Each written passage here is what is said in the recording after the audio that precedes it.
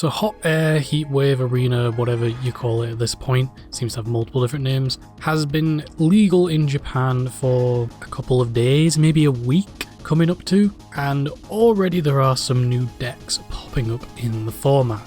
Obviously this is very early into the release, so everything could change. These decks could, fall off or not be as popular as people think they could be.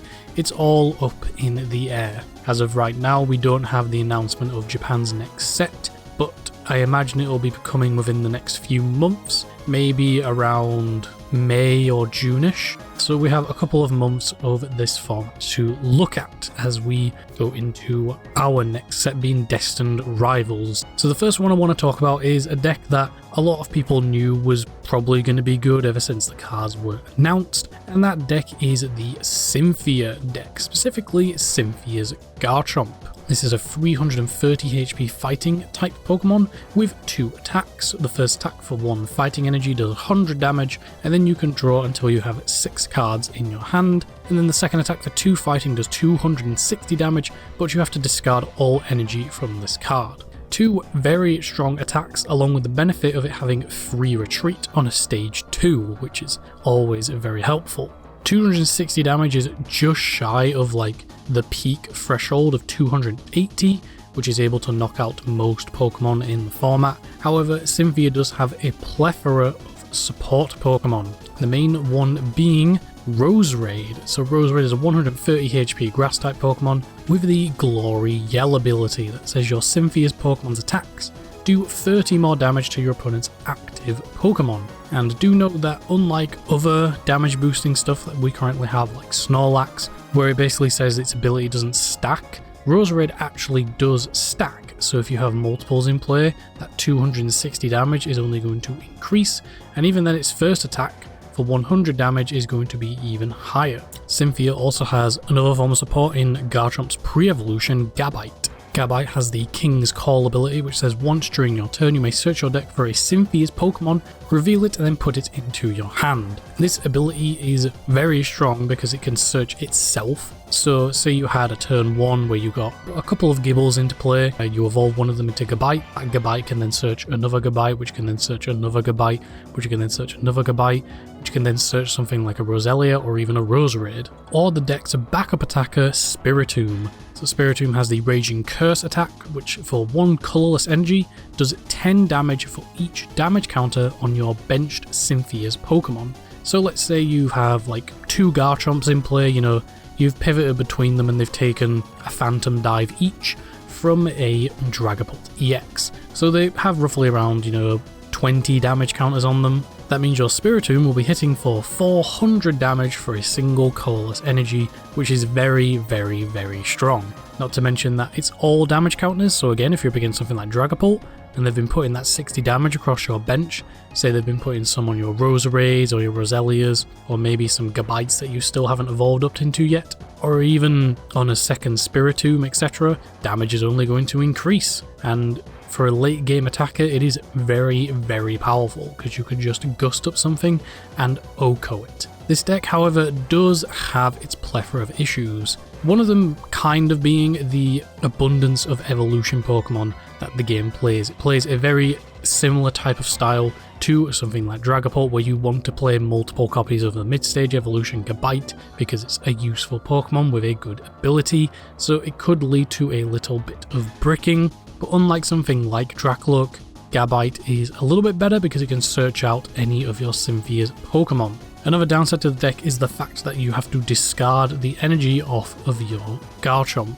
Now you could alleviate this type of thing with something like Power Glass, which says at the end of your turn after you attack, if the Pokemon this card is attached to is in the active spot, you can attach a basic energy from your discard pile. You basically discard your 2 energy and then you attach one back, very similar to how Zoroark has been using Darmanitan, because you would have Power Glass attached, and then you would use Night Joker to copy the Darmanitan's attack, and then at the end of your turn you would reattach one of those darkness energies, so then you're ready to do it again next turn. The deck also has a little bit of an advantage with something like Gabite being 100 HP, so against decks like Zoroark, they can't just knock out 2 of your Gabites because Darmanitan only does 90 damage. Garchomp is also 330, which I believe is the max we've seen for stage 2s. I think there's some stage 2s that are 340, could be wrong, but it does have the advantage of being high HP, and it also has a grass weakness. And currently in the format we only really have one pure grass deck, but there are some other decks that are playing grass Pokemon, like Raging Bolt plays Teal Mask Ogerpon, we of course have Terrabox playing Teal Mask Ogerpon, so it does have a little bit of disadvantage against those types of decks, because you could very easily just power up a Teal Mask Ogerpon and knock out Garchomp. However, Garchomp also does have the advantage of being, a fighting type, and there are obviously quite a lot of powerful Pokemon in the format that are weak to fighting type Pokemon. In terms of deck lists, they all look pretty similar, pretty much the same. They're running like very few copies of Rare Candy because Gabite is something that you actually want to evolve into. You kind of don't want to skip it because it's such a good search engine for the deck.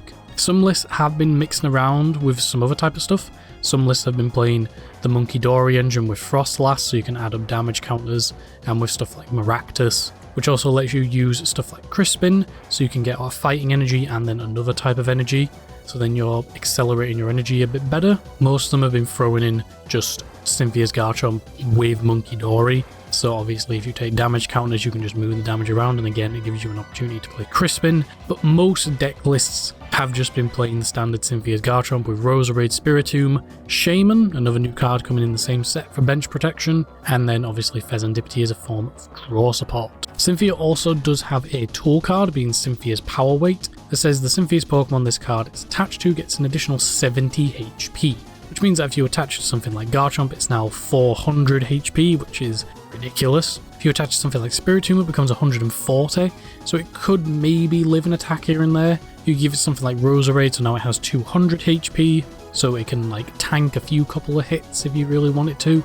But I imagine most of the time you're going to be attaching it to your Cynthia's Garchomp, which might even turn it from, a 2-hit knockout to a 3-hit knockout, which is always very helpful. In terms of the deck seen play in Japan, it has been doing okay. It has no first place finishers at the time of making this video. The highest it's gotten is 2nd place in the Osaka City League, and even then that was the Frostlass Monkey Dory version of the deck. That wasn't the pure Cynthia version. The highest the pure Cynthia version have gotten is 3rd place, which was around the time the set had released, so people might not know what the new cards did, they might not know how to play around it, but as the weeks and months go on, people will slowly learn how to play against the deck, how to adapt towards the deck, and it'll probably solidify itself maybe around the B tier.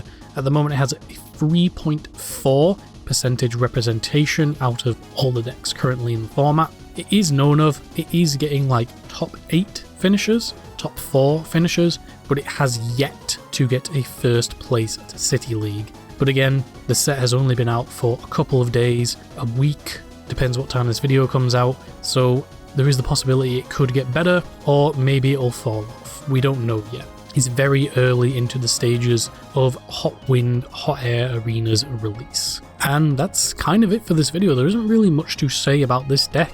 It's just build up a big attacker, have some supports to boost its damage, and just attack.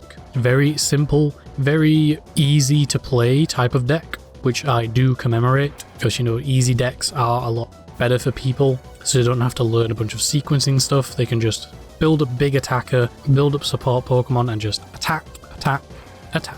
So I'd like to thank you all for watching this video. Let me know your thoughts in the comments about the Cynthia's deck. Are you probably looking to pick up this deck when we get Destined Rivals? Do you think this deck will have its time to shine in the format? Or do you think the power level of the top decks is just too much for this deck to deal with? Do you hope that this deck gets more support in a future set? It's highly unlikely, but you never know.